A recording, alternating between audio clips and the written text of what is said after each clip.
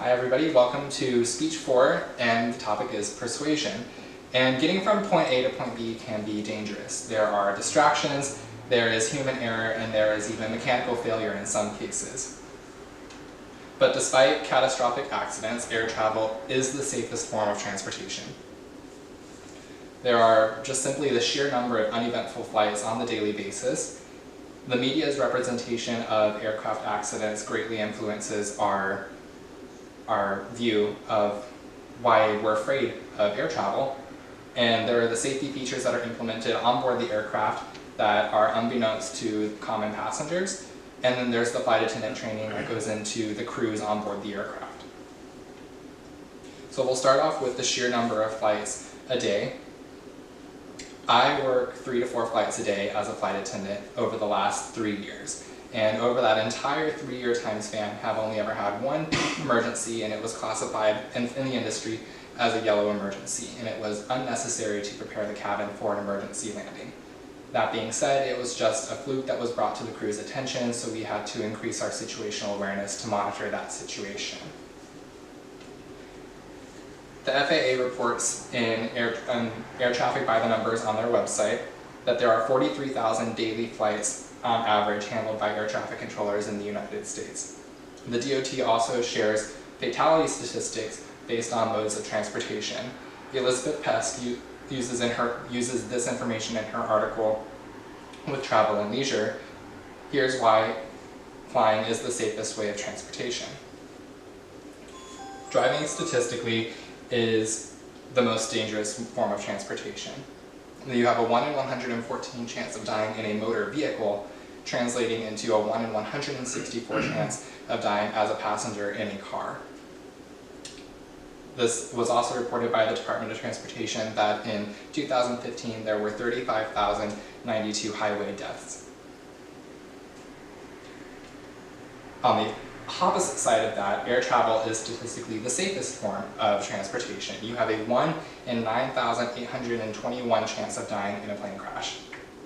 And the NTSB reported 444 aviation-related deaths in 2014.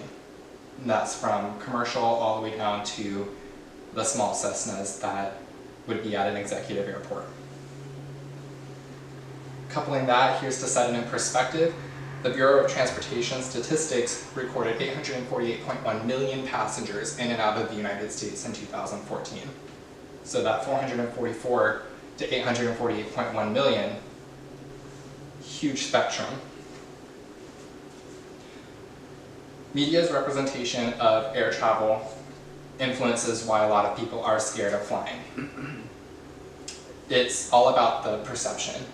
All too often the images we see are images of just remaining wreckage, catastrophe, and even survival. It sparks fear because these images stay in our mind.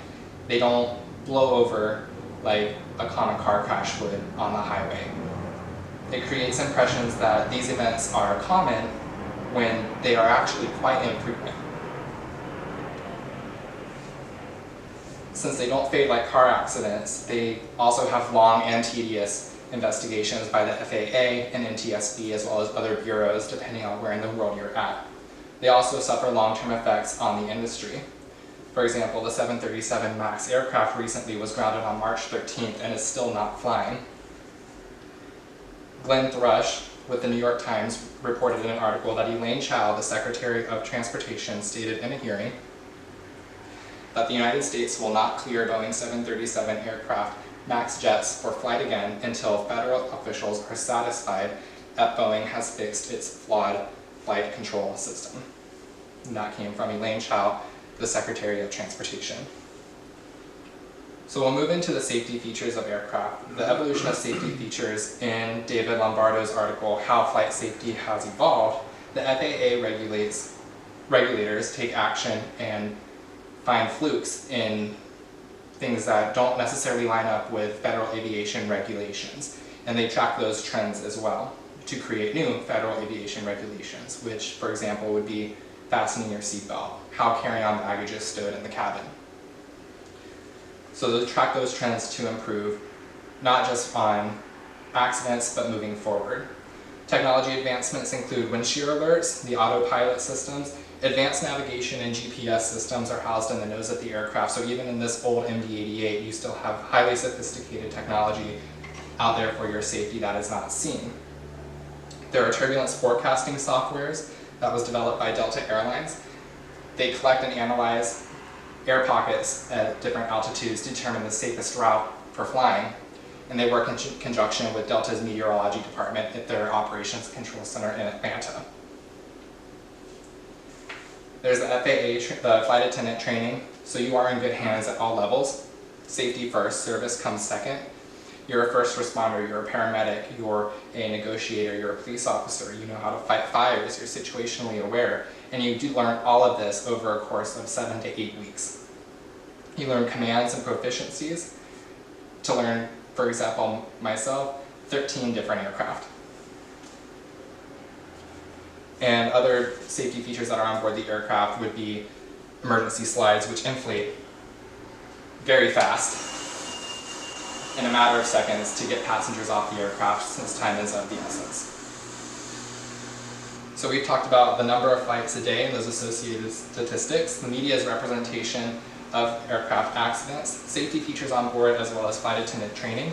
So even though they do happen, despite the catastrophic accidents, air travel is the safest form of transportation. And so the next time that you're on the way to the airport and you're feeling a little bit stressed about getting on a plane, just remember that you are in good hands and you are safer at 30,000 feet than you are in your car on the way to the airport. Thank you. Very good.